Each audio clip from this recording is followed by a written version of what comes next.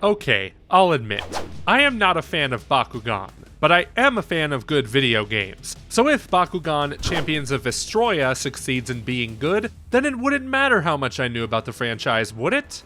Unfortunately, it doesn't look like I'll ever find out, because whether you're a Bakugan fan or not, Champions of Vestroia is likely not worth your money or your time.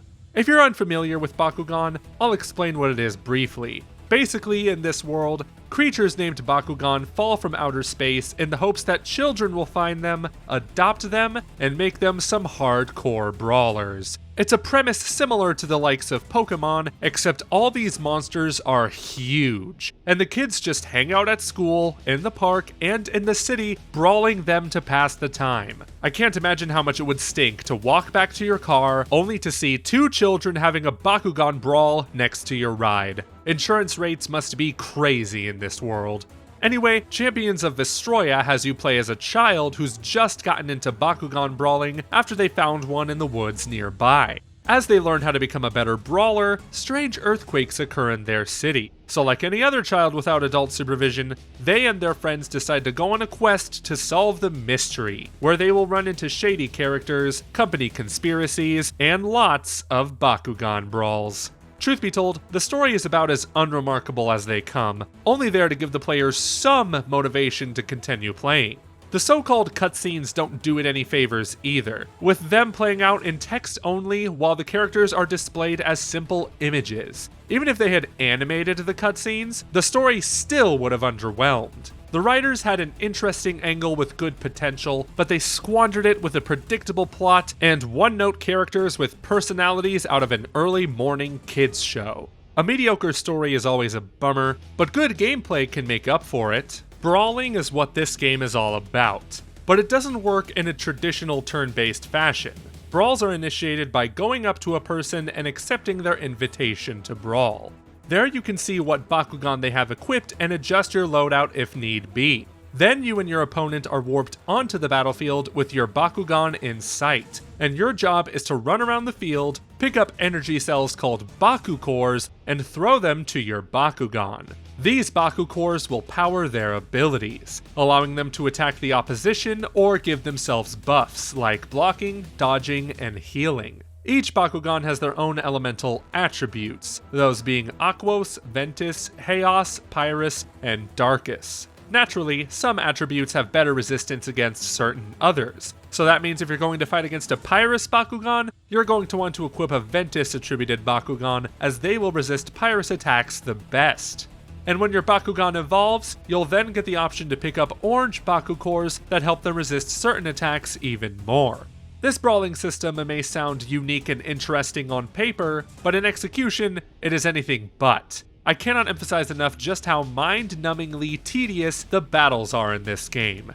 At the beginning, I didn't think they were too bad, and I figured as long as the game paces them out well, I could enjoy them a little bit. The problem is that the earlier battles have you brawling 1 or 2 Bakugan per person, but then they become 3-on-3 fights every time that last a good 10 minutes each.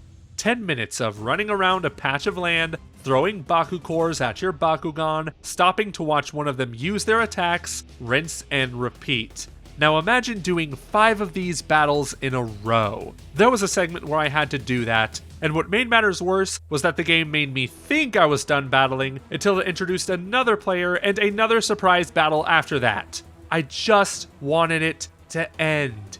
I would have preferred if they made the brawling system purely turn-based like in Pokemon. That way battles would be shorter and potentially more exciting instead of being drawn out for way too long. Surely if the game keeps making me battle, there must be an incentive to do it, right? Yes. After you win a brawl, you get coins you can spend at the shop on accessories, gear, and Baku abilities. The latter of which you can also get if you win battles and complete side quests. If these Baku abilities made battles shorter, then they would be worth something, but I haven't found one that offered such a blessing. although if there is one in there, it's hiding among a poorly designed menu that doesn't organize the abilities in ways that make sense. I can't tell which of my Bakugan has an ability already equipped until I click on it, and it doesn't help that I have stacks on stacks of the same abilities. You'd think I'd be able to sell them, but I haven't found an option that allows me to do so. While the Baku abilities don't change battles much, the Brawler abilities offer some upper hands in battle. A lot of them give you bonuses like picking up Baku cores faster or stunning other brawlers, but they also come with conditions, like making you move slower or making the Baku cores worth less energy. The only one I found without a hindrance was the haste shoes that give you faster movement. If these made the battles go by faster, I haven't noticed. What helped speed up brawls a bit though was team attack, which you'll unlock by filling up the energy on all 3 of your Bakugan to deal a massive blow. However, this will require you to only focus on building up energy instead of attacking your opponent, leaving you open to some attacks. Ultimately, it just doesn't feel worth it. Brawling can also reward you with new Bakugan, so collecting them all would be a fun task, wouldn't it? I mean, it could have been, if there weren't only a few variations of them. Each Bakugan design has a different color palette depending on their attribute. It would be like if Pokemon had Charmander but in Fire type, Water type, and Grass type forms. It's a cheap way to increase the roster of Bakugan, and it doesn't make the experience of collecting all of them rewarding.